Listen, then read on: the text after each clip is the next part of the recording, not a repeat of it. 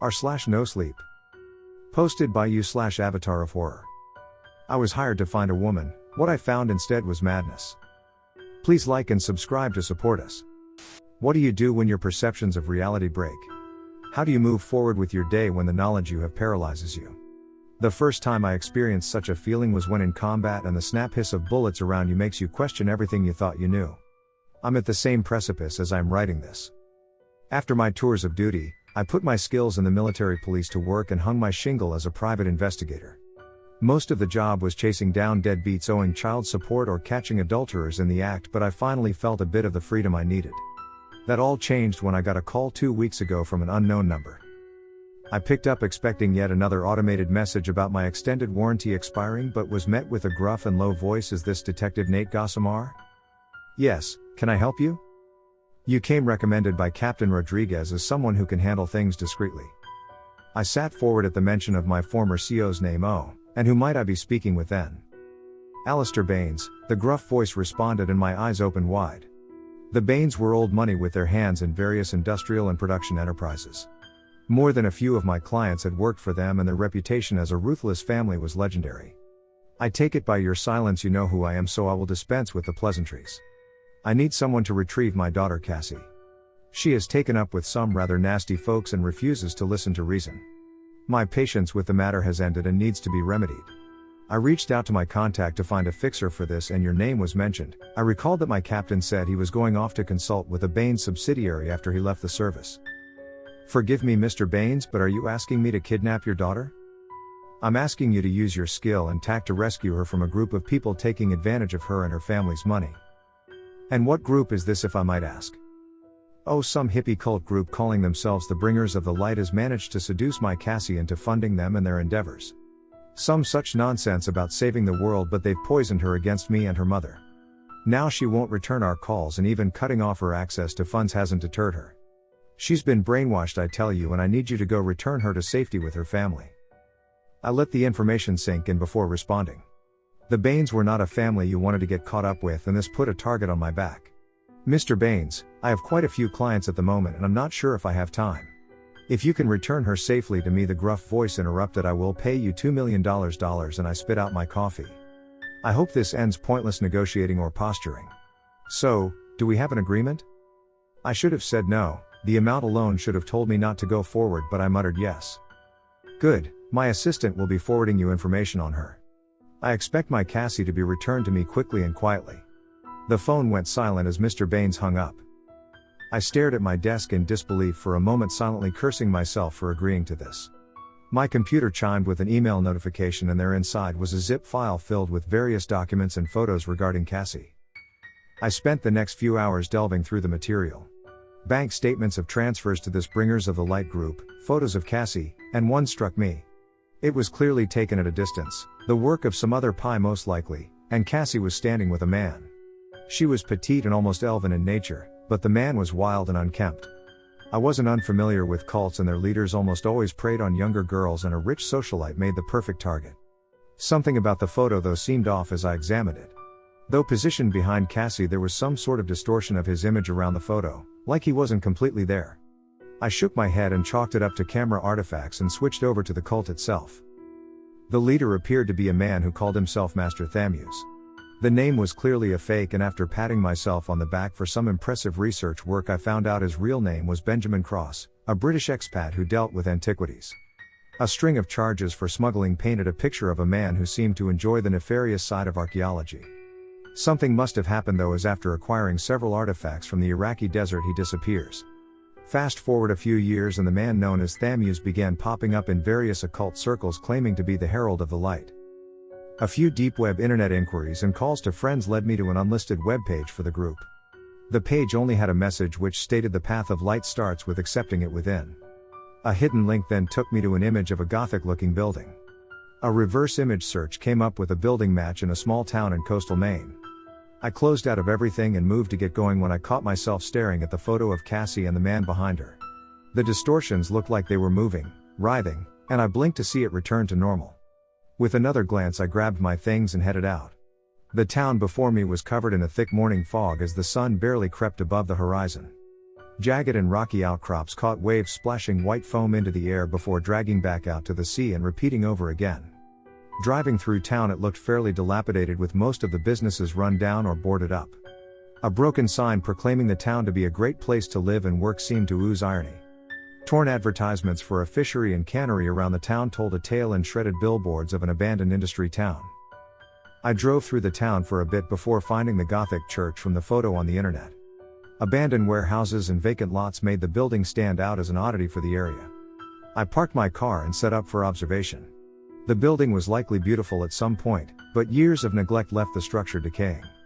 Stone masonry was cracked and stained glass reliefs were broken and boarded. Throughout the day people came in and out of the two large doors greeting each other with frivolity. All were plain clothed and something had me a bit disappointed that whatever this cult was didn't have some sort of matching track suits. I kept a mental log of the visitors but Cassie wasn't among them that I could see. I was chewing on a granola bar when I heard a knock on the window behind me. I snapped my head to see a woman, probably in her 30s, with shoulder-length brown hair waving at me. How she could have snuck up on me I didn't know. "Are you also interested in joining the light?" she called through the window as I rolled it down. "You don't need to watch from a distance as all are welcome." "Ah yes, I had found your website and wanted to know more," I responded playing dumb. The woman's face scrunched with a smile. "Oh joy, then come on, I'll take you inside." Master Thamuse was about to begin his daily session. I am not sure I'm ready yet." The woman grabbed my hand and gestured, "Please come, you've made the pilgrimage this far, come and finish your journey." I figured I couldn't just sit watching anymore without drawing attention, so might as well get inside and see if I could find Cassie. "Alright, lead on Ems?" "Oh just Daisy is fine." She waited patiently for me to exit the car and start walking towards the church. Daisy then locked elbows with me, guiding me forward. "You're going to be right home here, I just know it." As we ascended the stairs to the church, others were entering and greeting each other and seemingly paying Daisy and me no mind. The inside looked much more well maintained than the outside. Everything from the floors to the pews were scrubbed clean. Daisy walked me over to a seat near the front as the rest of the congregation walked in. Whatever religious imagery that had been in the church previously had been removed, and in its wake were hundreds upon hundreds of candles. The wax from multiple uses left to drip over each other and grow again and again. A hush came over the group as a man entered into the front of the room as the man from the photos came to the center.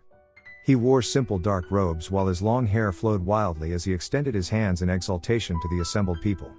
"Brothers, sisters, we come here in jubilation of the light," as the crowd echoed back for the light. "This world is sick, brothers and sisters. It is up to us who have taken this light within to spread it far and wide, to relieve the people of their pain." The crowd again echoed for the light as Daisy pulled on my elbow, gesturing for me to repeat as well. The robed man gestured to the burning mound of candles behind him. "Our community here burns as these lights do. Individual flames burn to form the greater illumination here. So do we give praise to the light, so we give our bodies to the light." I muttered for the light along with everyone to Daisy's smile. From behind a curtain the form of Cassie Baines emerged in a white robe and joined Thamuse. In her hands she carried a pile of flowers which she presented before the pile of candles, bowing deeply. A hymn that sounded like buzzing emerged from the congregation as they watched Cassie present the offering. It was melodic but also unsettling as my skin began to rise the longer it went on. Cassie walked in front of Thamuse and I blinked as I tried to focus on the man. The similar distortions from the picture seemed to appear again as I tried to focus on him. I shook my head. "I need to get out of here." I looked down at Daisy, who held my arm tightly. The buzzing sounds of the group seemed to be amplified as Cassie joined her voice to their adulation. "Please, I need to get out of here," and the sounds began to make me ill, but Daisy simply looked on, making the now skin-crawling sounds herself. I turned back to the man standing behind Cassie as his hands waved in the air, making signs and gestures to the candles which seemed to dance with his movements. "I need to go," as I stumbled over Daisy. Something inside me needed to get away from the place at any cost. I stumbled getting out of the pew and hit the stone wall of the church, and my vision went black. My eyes shot open and I found myself lying on a small cot, and an ice pack fell from my head as I sat up. I blinked a few times to see I was in a stone room in the church. The pain from my head was matched by a stinging pain in my right arm which had a severe cut along it. "Did I cut my arm before?" "Oh good, you're awake," a soft voice called out to me. I turned to see Cassie walking over to me and placing the ice pack back on my head. "I'm so sorry, You come to seek the light and get a bump on your head instead. I rubbed my head and pain shot through me. Our prayer sessions can be powerful. I hope your next experience is better. I looked over Cassie. Her demeanor was warm and there seemed to be no obvious sign she was being held against her will. My vision must have still been in flux from the hit as I had a hard time focusing on her and looked away. And how did you come to join this church? She laughed heartily. Oh, well, let's just say I was searching for an answer and found it here with Master Thamuse. He and the congregation have done such wonderful things. She helped me to my feet as I stood up. When you get your bearings, come with me and I'll show you around. Daisy said you sought the light and I want to help. I thought I had hit a bit of luck. I might be able to get Cassie out of here easier than I thought. Yes, if you could show me around that would be great. She smiled at me and I returned it looking for ways to just grab her and leave. After a few minutes of blood rushing to my head, I gestured to Cassie to lead on. So you said you were searching for an answer. What was that answer? As we walked on through the church. Her previous warm visage diminished. Let's just say my family has a long history of choosing the wrong things and I wanted to make a better choice for the future. We exited back into the now empty main room. You drove through this town to get here, right? And I nodded. Well, this town used to be a company town owned by my family. When they decided it wasn't profitable anymore, they shipped everything overseas. She gestured to the boarded up windows above. The town died as a result. While searching for answers to why such awful things could be allowed, I sought out Master Thamuse and he helped me see the world was sick and needed a new light to cure it. And what a light we have found in you, my dear Cassie, as Thamuse entered walking over to us. Daisy told me we had a new pilgrim today. Welcome to the light, brother, and he placed his hands on my shoulders. There was a presence to the man. He seemed to tower over me even though we likely were the same height. Yes, thank you, I responded, trying to take a measure of the leader. The man turned and placed himself behind Cassie and I knew I needed to rethink how to get her out from underneath his grasp. But the path to the light starts with honesty, brother, so, why don't you tell us why you're really here? I froze. What do you mean? Thamuse raised an eyebrow. We searched your car and found a number of interesting things, Mr. Nate Gossamer holding my case file folder. Realizing the situation, I started to back up towards the door when a number of congregation members emerged to block it. I turned to see Daisy walk forward holding a gun pointed at me. Now sweetie, don't go anywhere. I looked for any exit but found all my avenues blocked. So Mr. Gossamer, why have you polluted this holy space? I looked at the man whose image seemed to be not wholly there in reality standing behind Cassie. I'm here to rescue Cassie from your clutches. Thamuse let out a deep laugh and walked over towards me, leaving Cassie behind. What, did you think you were the first person sent by Mr. Baines' scent? He gestured to the members in the room. See here, brothers and sisters, the light cannot and will not be stopped. Evil will continue to stalk us, but again we prevail. The crowd changed for the light. Mr. Gossamer, Cassie is a vessel for the light that will bring a new dawn. It is not me they venerate, it is her. I turned to Cassie to see the distortion in my vision was from her, not Thamuse. All the warmness from before had vanished as she walked towards me. I already told you I sought Master Thamuse out. She walked over to me and grabbed my arm with the cut on it. Where she touched it burned as something underneath the skin moved. I see some of the light has taken root inside you now as well. Be grateful for such a gift.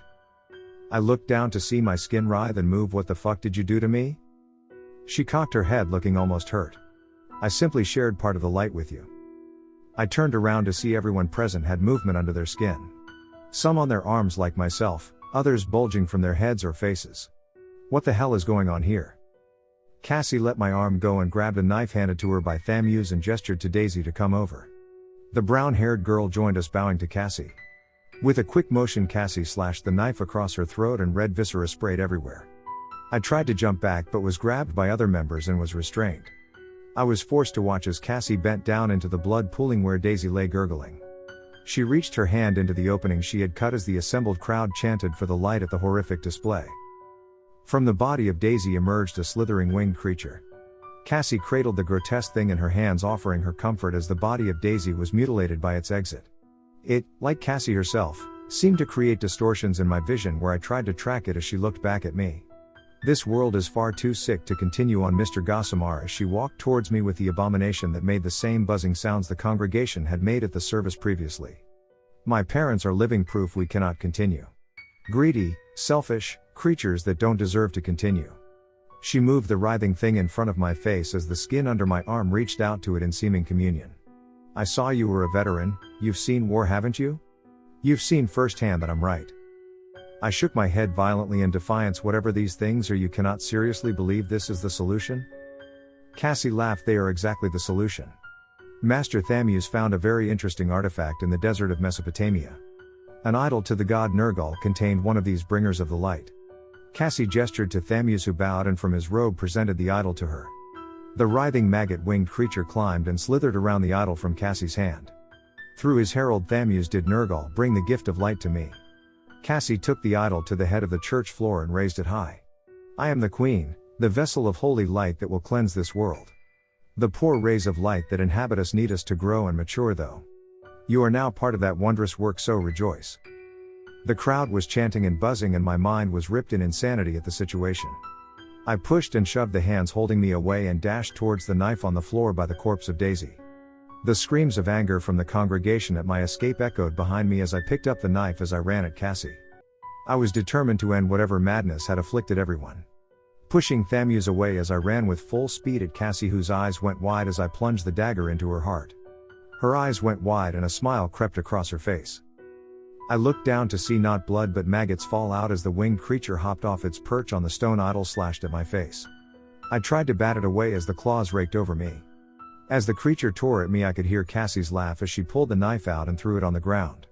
I am the swarm of light, the hive of the dawn, divinely chosen by Nergal, as insects and creatures I didn't recognize swarmed out of her mouth. With every ounce of strength I had left, I leapt at Cassie, blood pooling over my eyes from the lacerations as I did so. I pushed with everything I had, knocking her backwards into the hundreds of candles behind her as she pushed me aside in my assault. A high-pitched scream ripped through the church as flames engulfed Cassie. All the members of the congregations fell to their knees, the horrific buzzing sound ceased while they clawed at themselves. Pulsing and writhing things in their skin seemed to rebel at Cassie's screech of pain, and as the flames consumed her, so did the creatures consume their hosts. As Cassie burned as if in effigy, I grabbed the knife and slit my arm open as a writhing tentacled creature lashed out in anger. Dripping blood everywhere, I ripped the grotesque thing that had embedded itself in me out, throwing it towards the now spreading fire. The screams of the assembled people became deafening as Cassie burned in chunks as creatures tried to flee the inferno that was her body. The fire had engulfed the area and smoke choked the air. I saw an exit and dashed through the blaze to find it barricaded. Coughing on the polluted air, I used my one good arm to throw boards and debris aside. The fire was now raging and my skin began to burn in the heat. With a final push, I got the door open to the outside and fell forward. The night sky was illuminated by the burning church and I stumbled away to my car. I turned back to hear unearthly wails of pain before being silenced. After the fire, it was reported as a mass suicide. The group's literature and activities were declared to be a cult and tied up neatly in a story with their fiery demise. Everyone could be identified from dental records except Cassie, which led Mr. Baines to conclude she still must be out there and fired me. Little did he know what she was or had become. Tending to the wounds on my arm and face, I looked something horrific. However, my appearance was the least of my concerns. I cannot close my eyes without seeing the horrible creatures, the writhing things in my body, the formless horror that was Cassie Baines. What's worse, who could I tell of this and be believed? I took a swig of the strongest liquor I had and fell into bed. I looked down at my arm and felt ill. I felt ill because I couldn't quite focus on it, like it was distorted.